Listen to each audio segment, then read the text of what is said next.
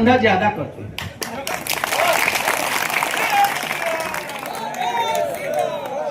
3 साल से पोखरा खोनाया जा रहा है, 3 साल से उसमें मछली बेची जा रही है। सारे मठ का पेड़ कटवा कर उसको एक घर को पाल लिए हैं जो कि कोयला बनाने का काम करता है, कोयला बेचा जा रहा है।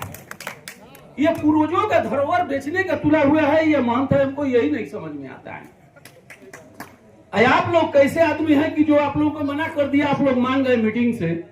थाना क्या चीज होती है, मान क्या चीज होता है, समाज से बड़ा कौन है? समाज से बड़ा कौन है, आप बताइए।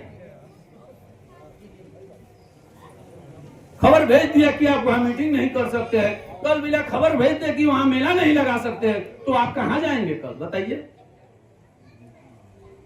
ये कोई मामला है? एक आदमी इतने लोगों को परेशान कर सकता है, इतने लोग मिलकर उनको नहीं परेशान कर सकते हैं? अरे ऐसा संघर्ष दिखाइए कि ये आने वाले पूर्वजों का कोई धरोहर हिलाने से पहले 10 बार सोचे। जो गलती से वो माफ करें।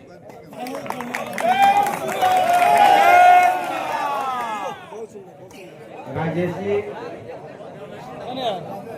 आप आज की बैठक में क्रांति ला दिया, जोश पैदा कर दिया, और सही भी है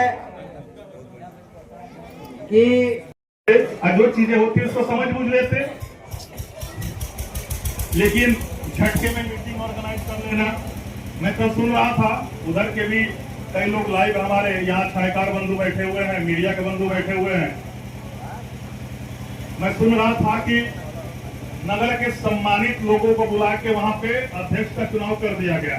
तो अगर वो सम्मानित हुए तो इतने हजारों की संख्या में यहाँ लोग बैठे, ये क्या है? इसका भी जवाब होना चाहिए ना। अगर उतने ही लोग सम्मानित रस्ता में बचे हैं तो ये सब और मैं खुद, हम लोग क्या हैं? क्या हम लोग उस सम्मान के हकदार नहीं हैं?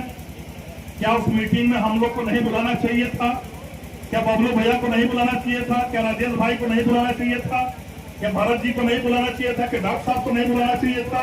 क्या चौरसिया जी को नहीं बुलाना चाहिए था? बुलाना चाहिए था। वहां बुलाते, कुछ लोग पक्ष में बोलते, कुछ विपक्ष में बोलते, और उसी में रास्ता निकलता और मिलजुल के गठबंधन की सरकार बनती और फिर मेला लगाते। लेकिन जब मेला केवल 3-4 महीने बचा है और इस तरह की मीटिंग आप करके अपने लोगों को केवल बुला के आप अध्यक्ष बना देते हो, तो मैं इस बात का कतई समर्थन नहीं करता।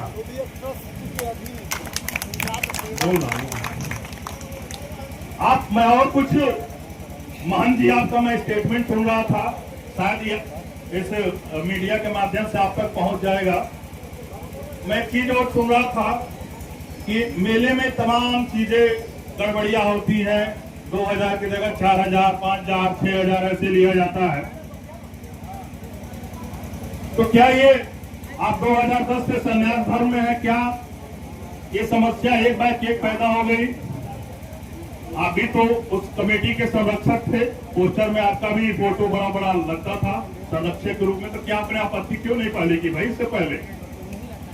और मेले की जमीन, मुझे लगता है कि जितनी पहले मेले की जमीन थी वहां पे, आज वो मेले की जमीन नाम मात्र के बची। आप हाथ उठा के बता सकते हैं क्या क्या वहाँ जमीन है?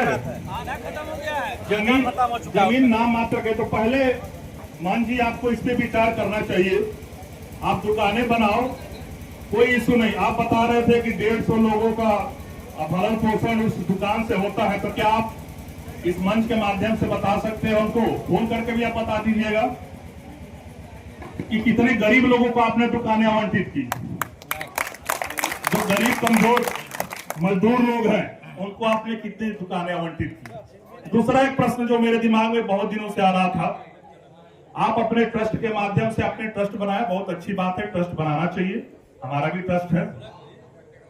आप, जहां मुझे संज्ञान है, जो व्यक्ति गरीब होता है, आर्थिक रूप से कमजोर होता है, वो अपनी शादी मंदिर में करता है, जिसकी व्यवस्था टेंट लगाने की नहीं है, कुर्सी लगाने की नहीं है,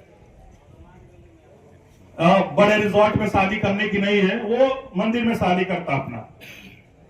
और मुझे जहां तक संज्ञान है वहां 500 की 1000 की कुछ पर्चियां कटती हैं, पहले ही काट दी जाती है 2500 की, मुझे नहीं 500 1000 का मुझे संज्ञान था। क्या ये उचित है उस गरीब परिवार से 500 1000 की पर्ची कटवाना? आप वहां 11 रुपए की पर्ची काट के भी काम चला सकते थे। आप इतने वहां पे रिजॉर्ट बनाए हो, आप इतने वहां पे मैरिज हाउस बनाए हो, उसकी फीस भी पता नहीं 1 लाख है कि 51,000 की 1 लाख है। गरीब आदमी शादी का उसको आपको पैसे दे देना चाहिए। आपने कितने हॉस्पिटल्स वहां बनवाए?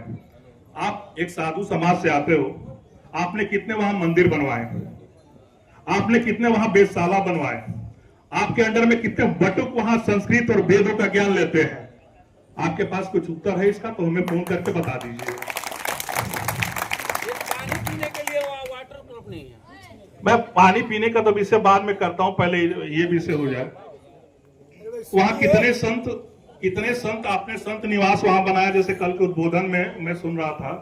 कितने संत यहाँ रहते हैं, कौन सी शिक्षा यहाँ वेदों की दी जाती है, कौन सी यहाँ शिक्षा संस्कृत की दी जाती है, ये सार्वजनिक होना चाहिए। आपने जो ट्रस्ट बनाया श्रीनाथ बाबा विकास ट्रस्ट, उस ट्रस्ट में कौन कौन से लोग हैं ये भी सार्वजनिक होना चाहिए, एकदम होना चाहिए।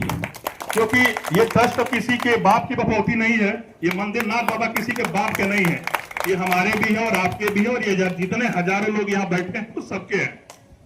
तो वो सार्वजनिक होनी चाहिए, ट्रांसपेरेंसी होनी चाहिए। क्योंकि आप संत हैं, साधु हैं। कल मैं सुन भी रहा था कि यहाँ का रामलीला ताड़ी बेचने वाले और शराब बेचने वाले चलाते हैं। वो संबोधन हमको लग रहा ताड़ी बेचने वाले संजय जी ही हैं, इन्हीं के पास ठीका है वो। तो मुझे लगता है कि किसी के निजी जीवन पे या निजी कार्य पे किसी की टिप्पा टिप्पणी नहीं होनी चाहिए, और एक संत और एक साधु को तो और नहीं करना चाहिए। एक महामंडलेश्वर की, एक महंत की अपनी एक मर्यादा होती है, उस मर्यादा का पालन उनको भी करना पड़ेगा और हमें भी करना पड़ेगा। क्योंकि मुझे वहां बुलाया नहीं गया था, मुझे इसका कष्ट नहीं है, मुझे यहां बुलाया गया था और मैंने ये तय कर लिया था कि मुझे यहां आना तो है। और मैं सोचा था कि मुझे कुछ बोलना नहीं है, लेकिन क्योंकि हम लोग छात्र राजनीति किए हैं ना, इतना प्रेशर भीतर से मार रहा था कि अब बोलना ही पड़ा। हाँ तो बहुत बहुत धन्यवाद इस कार्यक्रम के लिए, और आयोजक भाई हमारे संजय भाई, बड़े भाई को बहुत बहुत धन्यवाद। आज जो भी अध्यक्ष बनते हैं, प्रत्यक्ष अप्रत्यक्ष रूप में मेरा समर्थन, मेरा सहयोग इनके साथ, इस संगठन के साथ, इस समिति के साथ रहेगा। बहुत बहुत धन्यवाद। भारत माता की जय।